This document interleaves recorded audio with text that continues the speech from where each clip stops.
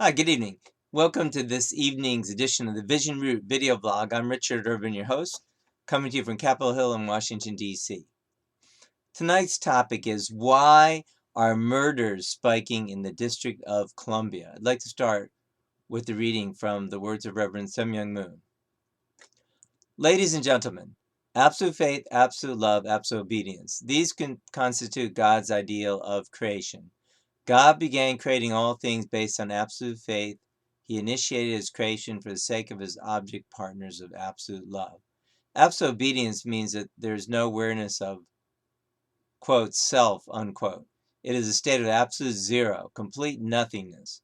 When God empties himself and returns to nothingness, a natural and reciprocal circular motion begins. Because you give everything out and have nothing more to give, everything will come back to you. This is the origin of interaction in the universe, and the principle that everything comes back to you after you invest completely. For this reason, you must not insist on your own way. If you do, you will come to belong to the devil. You must not let Satan use anything that comes through your five physical senses. Make it so that your eyes, nose, mouth, feet, and hands are used as if they were God's. And try to live your life based on this standard of absolute faith, absolute love, and absolute obedience. God always has compassion for and assists such people. When you let go of yourself, God can be with you. That's from Peace Message 14 on the value and significance of the family pledge. Well, tonight's topic is a very important one, and I'm going to be talking more about different issues in the community and in the nation. So why are murders spiking in the District of Columbia? We've recently seen a 36% rise over last year in murders. Some people are saying, oh, well, it's not so bad. It's not as high as it used to be, but every life is valuable. So I'd like to look at this. You know, the mayor, Muriel Bowser, she's the mayor of Washington, D.C., has stated different reasons for this, dice games, high-powered weapons, repeat release from custody of repeat offenders, etc.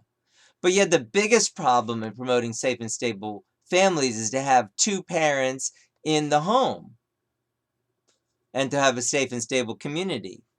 Yet in DC Ward 7 and 8, that's east of the Anacostia River, there's an 82% out of wedlock birth rate. And it's not so much better even here in Ward 6 where I live.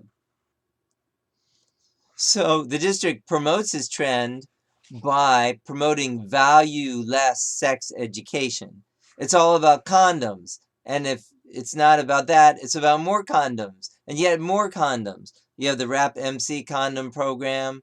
You have the Go Gorilla condom program. The Give Out Condoms in School condom program. But yet, where's the program to support youth who want to stay absent from sex before marriage? There is none other than programs like ours, which is pretty rare in the District of Columbia.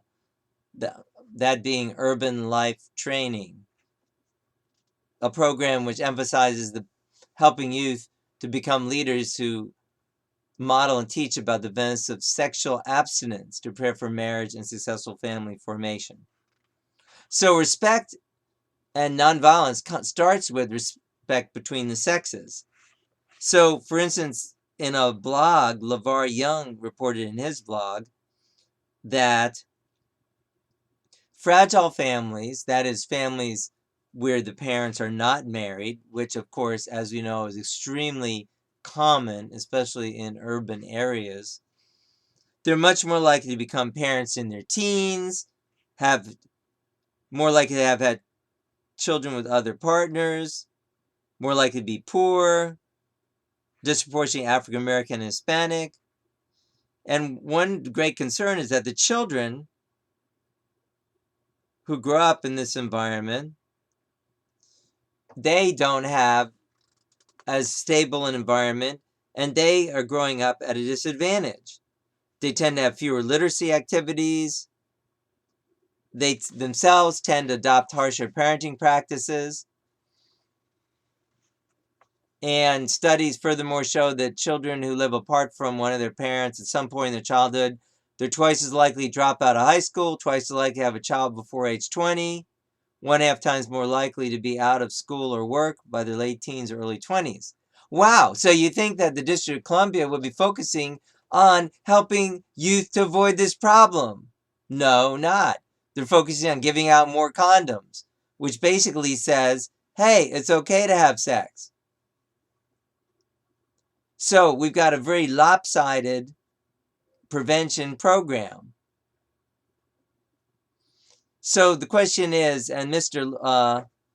LeVar here says, Mr. Young rather, LeVar Young, says that we need to reframe the issue. Rather than being about the individual, we can view most social policy as being about children and families and the choice to make policy decisions that benefit this population. So the district is very concerned about children and families, right?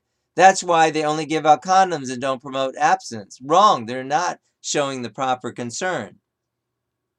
That's why they have health standards that teach that it's okay to have homosexual relationships because homosexuality is healthy, right? Wrong. Homosexuality is more dangerous than smoking and long-term health effects. Did you know that? But yet, the district doesn't teach that. Why not? Well, because it's politically incorrect, because they're promoting homosexuality.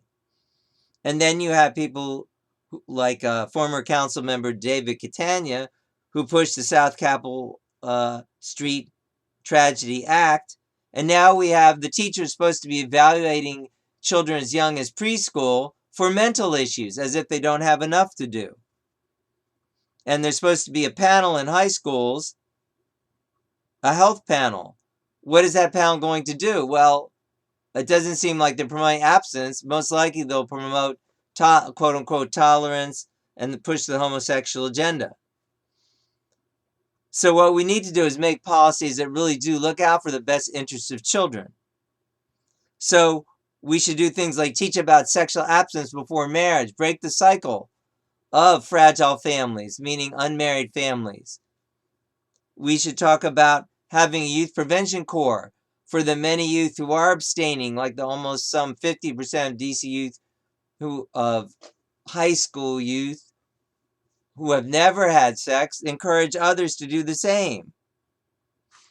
So that's some of the things we can do. Also in the short run, we can make the community safer by having an exile type program they had in Virginia. If you have illegal weapons, then you're going to go to jail. Right now, people get caught with weapons, nothing happens. So no wonder there's people on the street with high-powered weapons. It's interesting that in a city where there's not supposed to be any weapons, it seems like the only people, or mostly who have weapons, are criminals and not law-abiding citizens. So we've got a lot of things to work on. So stabilizing families is the absolute #1 top priority for social policy. So let's make that happen in the District of Columbia. Contact your council members. You can also and let them know what you think. Start working with organizations like our organization. Come to our monthly Community Action Committee meeting. Check our website, urbanlifetraining.org, for information about that. And also, you can read this topic on our blog, also at urbanlifetraining.org. I hope you found this helpful. Be blessed. This is Richard Urban coming to you from Capitol Hill in Washington, D.C. on the topic, Why Are Murders Spiking in the District of Columbia? Have a great evening, and we'll see you next time.